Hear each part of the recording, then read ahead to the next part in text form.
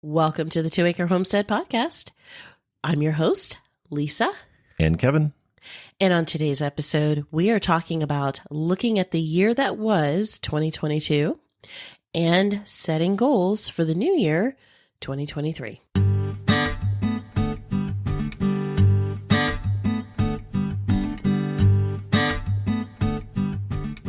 Welcome to the 2 Acre Homestead. Come along with us on our journey from a small suburban homestead lifestyle to our new lifestyle, homesteading in the rural countryside of southern Arizona. We'll share with you our tips, tricks, successes, and failures from both our past suburban lifestyle to our new rural lifestyle, all on the 2 Acre Homestead.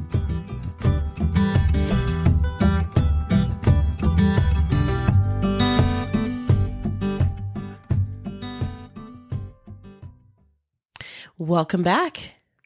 It's been a hot minute, hasn't it?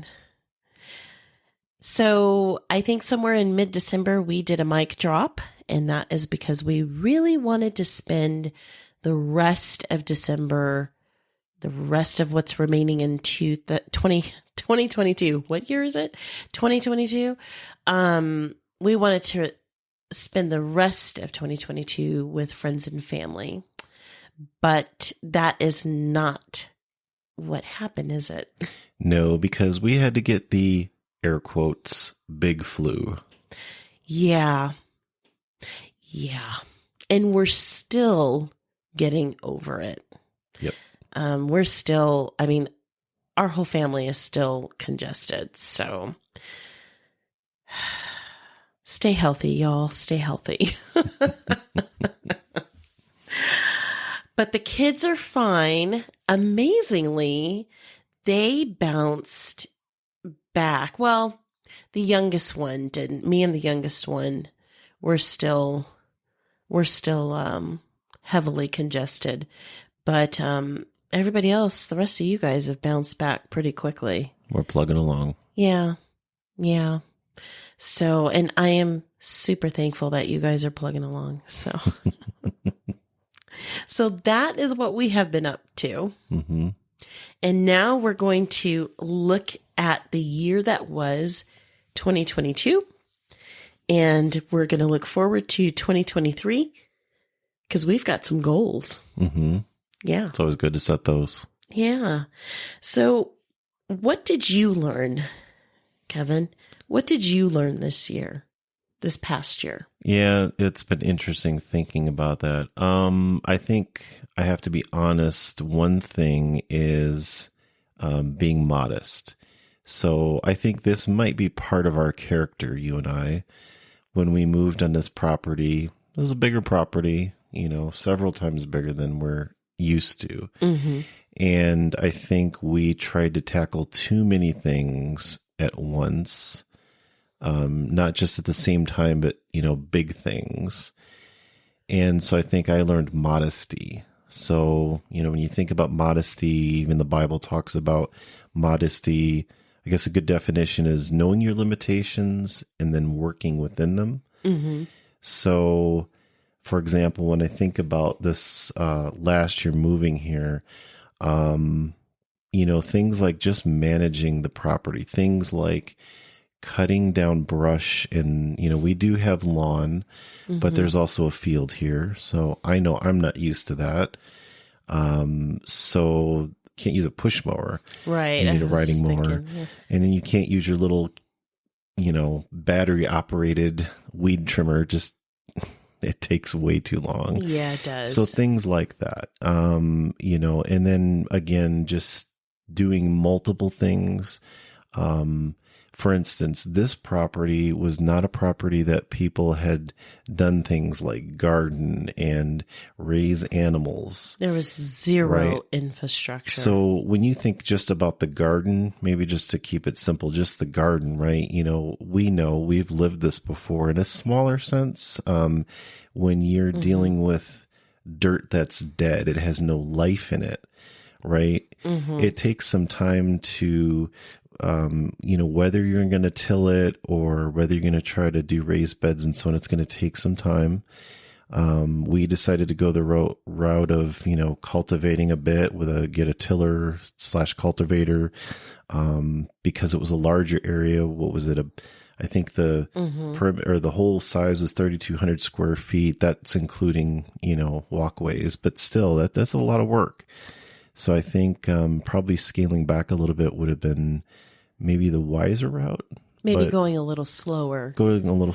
We went gangbusters when we first moved here. Yeah. And just for the audience, those of you who maybe you're new here, this is maybe your first time catching our podcast. We've been homesteading since 2012, but we have gone the gamut of homesteading in downtown Phoenix. And then every time we've made a move, it's to a bigger property, bigger. And so this is the first time that we're coming from suburbia onto acreage. And so this is why this has been quite the learning curve for us, because we have been homesteading for a very long time, but this is a different playing field, pun intended, when you have acreage versus even a very large suburban plot, which is what we had. I think ours was an eighth of an acre. It was 8,000 square feet, whatever that amounts to. Yeah. But, so, yeah, it was, it's a big difference. Yeah. So I look at that as a positive, right? It's good to look back, reflect, and try to learn and pivot, right? But I think another thing that I learned, personally, was as far as taking care of animal husbandry. We've been used to basically just chickens, a small flock of chickens, and rabbits, and things like, for instance, buying hay. We would buy a bale every once in a while, and so now, the experience of getting goats has been a good experience, I think, for me, because setting up the infrastructure for that, first of all, because, we had more space. It was a learning experience. Cause I've always said, we've learned infrastructure first, right? Especially if you are new to homesteading and you're going to have animals, even gardens, infrastructure is so important. Right. You have to do that first. Right. And, having the smaller goats like we have, the smaller breed, you don't have to worry as much about them doing things like, destructing, knocking down your fence, but it's still got to be pretty sturdy. So I did some research and basically just, did what I thought was smart.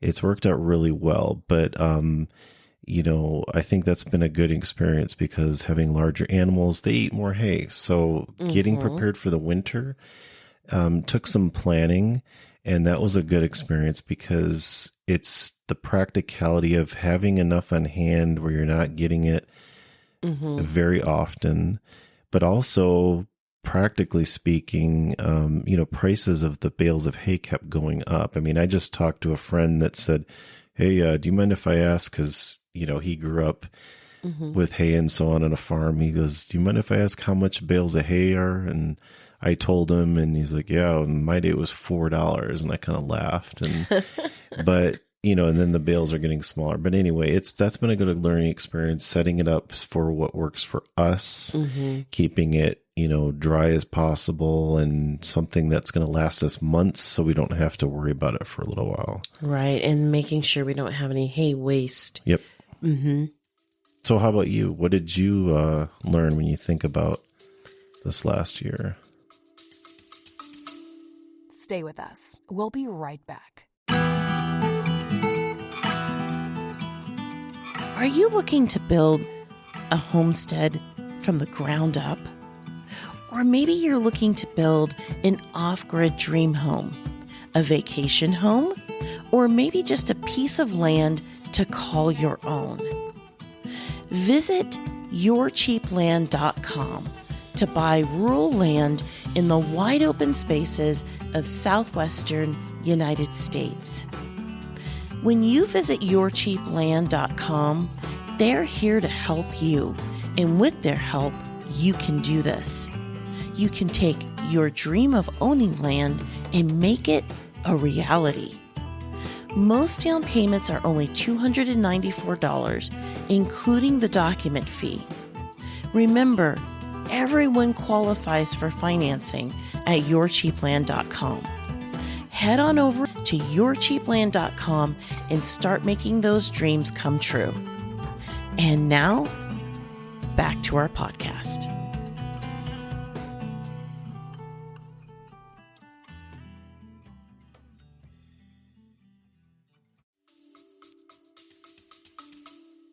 Well, on the one side, I'm identical to you when it comes to modesty, just really knowing my limits, because for those of you that don't know, I mean, I'm the gardener, he's the animal husbandry guy. So for me, on the gardening side of the homestead, yes, our garden was 3,200 square feet. I mean, that's the size of people's homes. And rather large homes. And what I learned is that let me dial it back just a little bit, because there's a reason why I really went gangbusters last year with the garden, and I overdid it. And the reason why it harkens back to us moving to this property, because up to that point, we were producing a lot of our own food.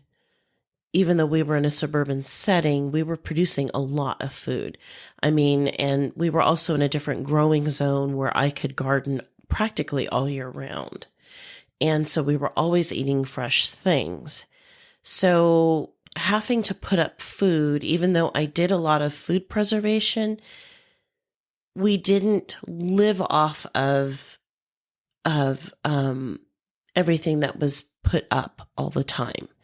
And that was because I could grow all year round.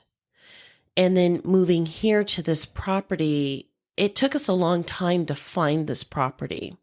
And we knew we were moving. And so I didn't, that year, the year before last, I didn't put a lot of effort into gardening, because we knew that we were going to be moving to this property. We just needed to find it.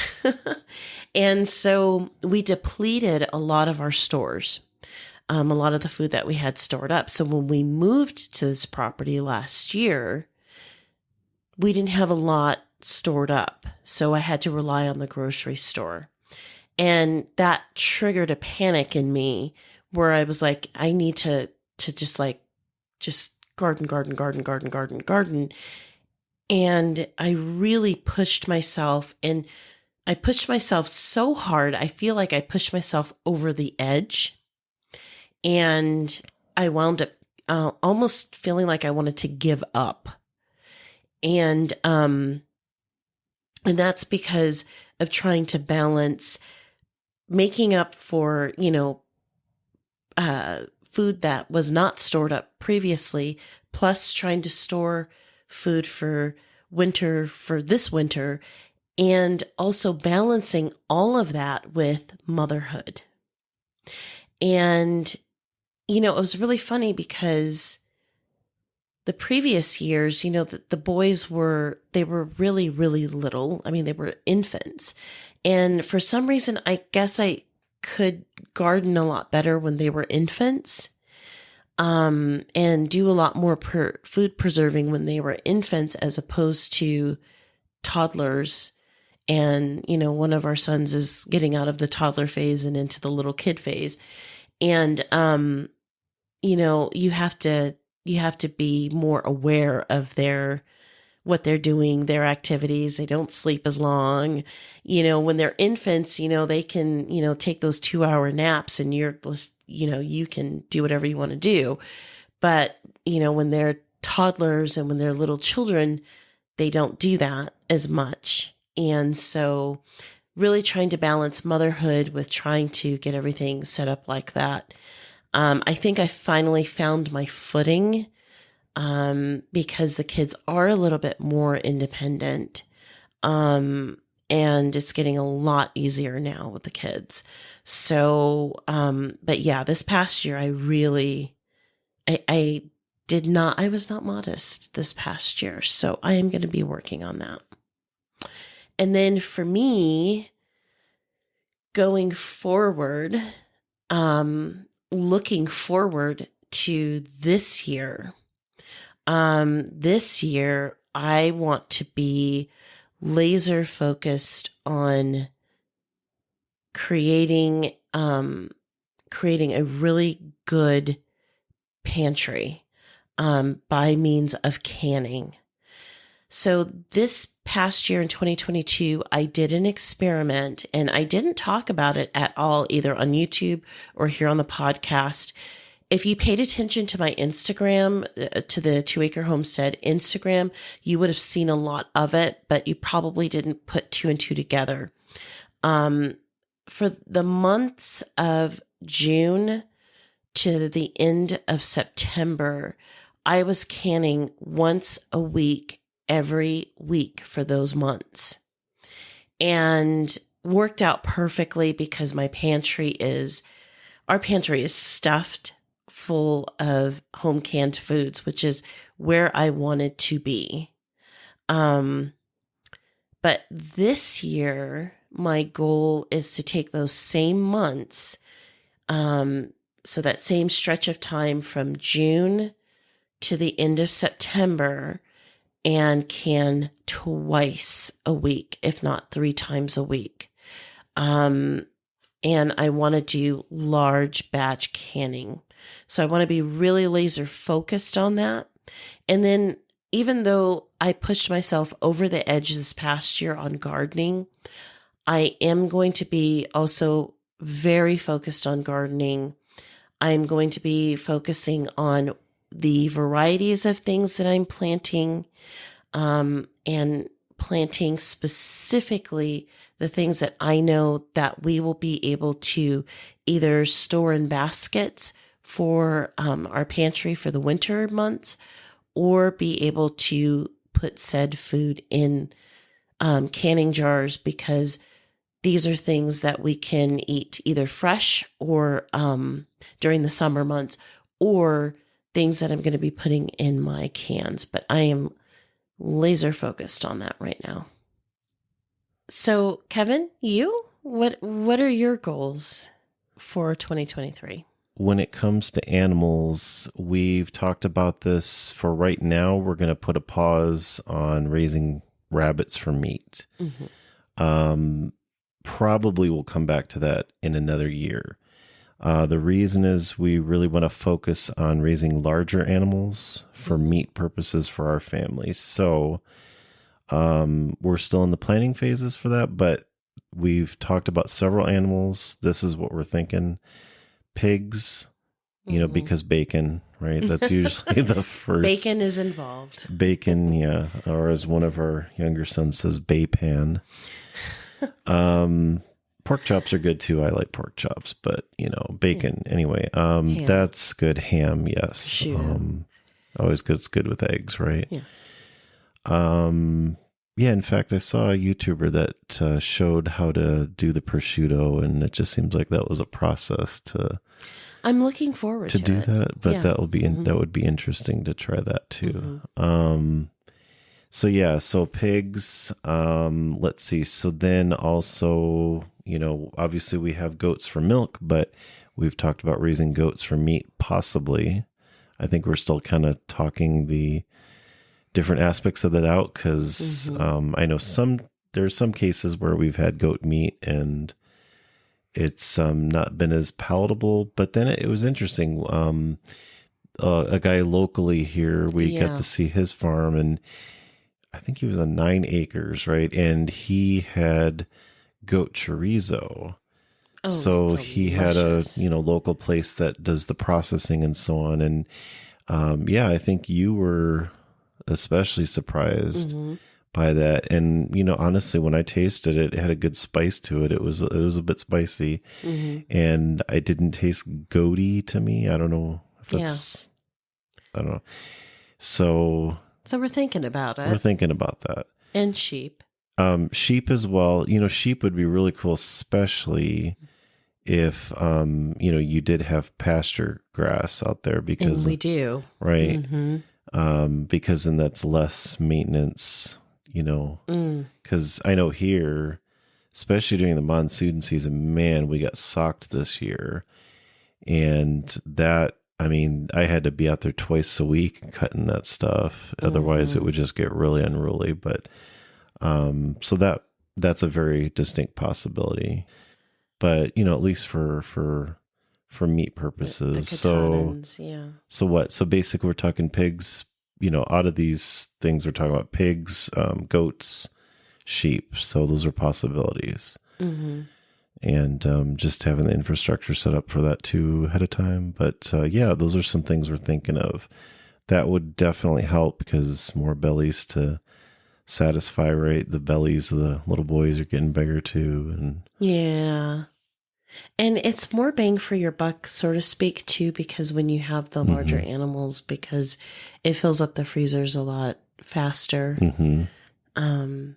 So, and that's just kind of where we're at in our homesteading journey. Yeah. And, part of that too is, going